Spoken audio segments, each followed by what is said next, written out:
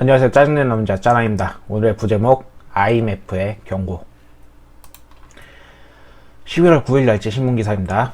한국이 나라빚 증가 1위냐, IMF의 진짜 경고는, 이라면서 신문기사가 있게 가져왔습니다. 지금 한국이 빚이 계속 늘어나는 거는 제가 올해 계속 얘기했던 이야기입니다. 누구든지 얘기하고 있고요. 근데 이제 국가에서 현 정부는 사실 계속 퍼다 주기식을 하고 있었죠. 그리고 내년 같은 경우는 예산이 더 늘어서 600조 가까이 쓰게 됩니다. 나라 국가는 비는데 말이죠. 자, IMF가 매년 4월과 10월 두 차례 재정 점검 보고서를 냅니다. 각국의 재정 현황을 조사, 분석, 전망을 해가지고 재정 건전성 방안을 제시하는 자료 해가지고 한국 국가 채무 증가 속도 선진국 중 1위라는 제목으로 보도했습니다.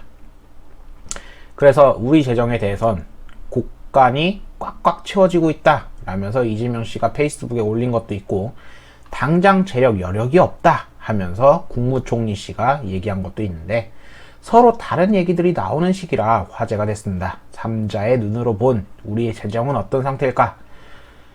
자, 그리고 아까 여기서 재정에 대한 내용이 있지만 신문기사를 직접 보시면 아시겠고, 그래서 일반 정부 국가 채무 비율 증가폭이 35개국 중에 1위. 예, IMF 재정 점검 보고서가 선진국으로 분류된 35개의 국가 가운데 일반 정부 국가 채무 비율이 21년부터 26년 사이 가장 많이 증가한 나라는 한국 해서 21년 51.3%, 26년에는 66.7%가 된다는 겁니다. 이건 예상일 뿐이죠. 이렇게 늘어나면. 그래서 이 기간에 35개국 선진국 가운데 우리를 포함해서 14곳이 채무 비율이 늘어나는데, 체포, 벨기에, 싱가포르 이렇게 있다고 하고요. 그런데도 불구하고 우리만큼 빠르게 늘지는 않는다. 이것은 확실하게 문제가 있다는 소리겠죠. 그리고 20곳은 GDP 대비 국가 채무 비율이 줄고, 한 곳은 룩셈부르크는 똑같은 수치를 유지하는 것으로 집계되면서, 어쨌든 IMF는 위에서 보듯 GDP 대비 부채 비율이 계속 상승하는 국가로 한국을 언급했다. 이렇게 되고 있습니다. 자, 그래서 엄중한 경고가 나오냐? 그렇지 않다 라고 하면서 보고서 전체에 더 이상의 한국의 언급은 없다. 사실 한국의 국가 채무 증가 폭이 선진국 가운데 가장 크다는 내용이 10월 보고서에 처음 나온 것은 아니다. 이미 처음이 아니다라는 것은 지속적으로 경고를 해왔으며 우리가 알고서 그 경고를 받고 조심했어야 된다는 소리이기도 합니다.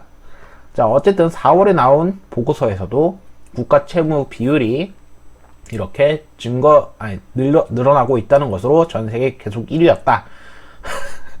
이 1위는 절대 좋은 게 아닌데 지금 4월부터 이랬었다. 이거를 기억해 주시며, 이때 비하면 오히려 수치가 조금씩 내려가고 있다고 오히려 이 기사에서는 지금 좋게 얘기하고 있는 겁니다. 그리고 내려간 이유는 추가 경정 예산을 통해서 국채를 일부 상환해서 그렇다. 어쨌든 빚을 줄여나가고 있기 때문에 그렇다라고 하는 겁니다. 근데 여기서 증가폭이 크긴 해도 26년 기준 우리 국가 채무 비율이 66.7%는 전체 평균의 이만큼 20G 평균에 비해 훨씬 낮은 수준이라고 하기도 하지만, 어쨌든 한국만 놓고 봤을 때, 그리고 한국이 외화를 벌어오는 거에서 생각을 해봤을 때, 그리고 국민이 내는 세금을 생각해 봤을 때 높습니다. 그리고 앞으로 더 높아질 거라면 우리 세금도 더 높아질 거라고 생각을 하시는 게 맞습니다. 그리고 외화를 더 어떻게 벌어오느냐에 따라서도 달라질 거라고 생각을 해 두셔야 됩니다. 물론 지금 BTS라던가 삼성전자가 버티고 있긴 하지만 그게 언제까지 잘 버텨질지는 아무도 모릅니다.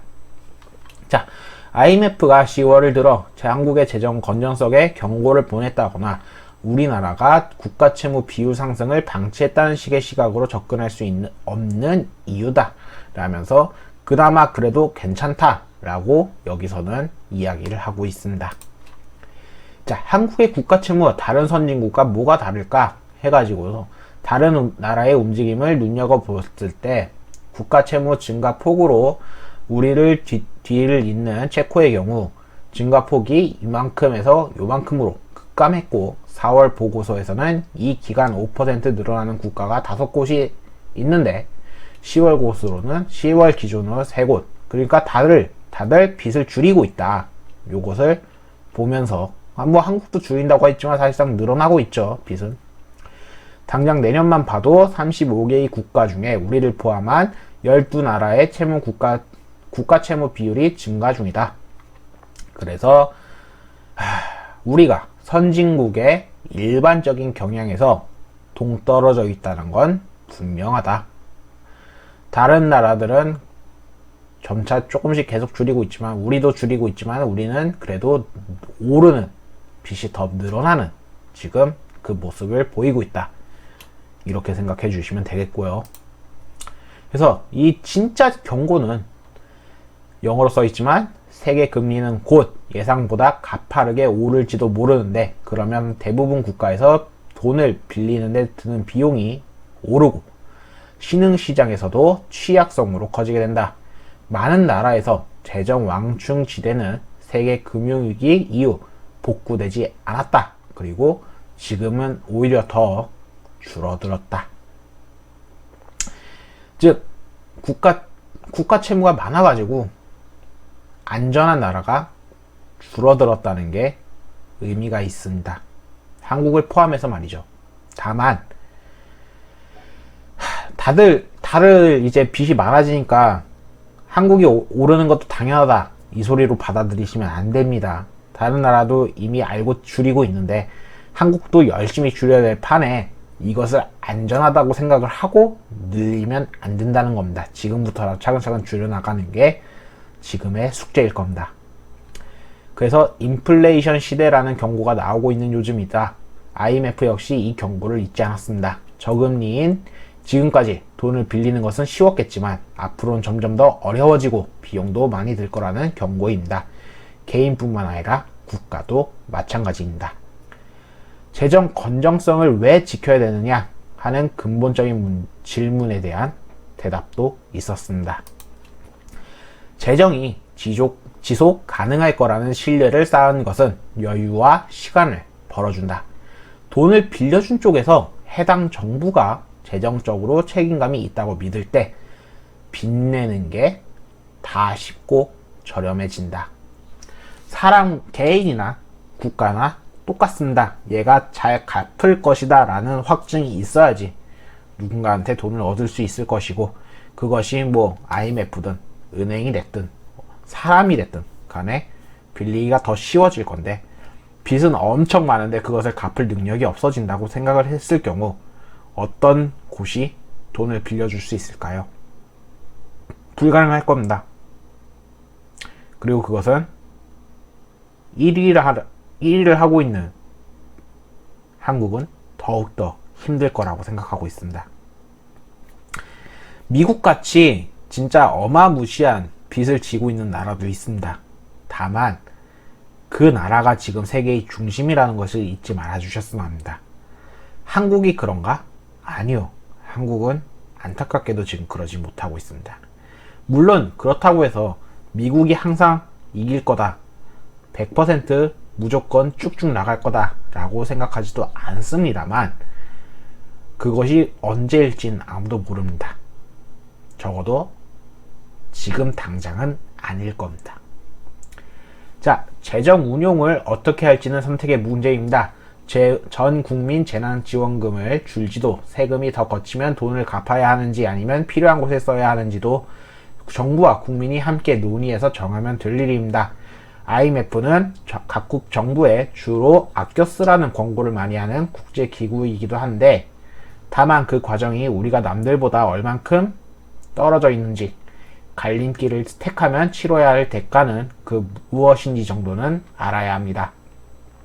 그래서 이 IMF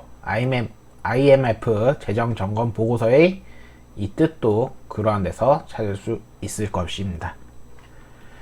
자, 그렇습니다. IMF의 경고입니다. 우리나라는 적어도 이미 한번 위기를 맞이한 적이 있었고 그 위기를 국민들이 이겨냈습니다. 저기 국회 일사당에서 앉아있는 새끼들이 아니라 국민들이, 병신 같은 호구들이,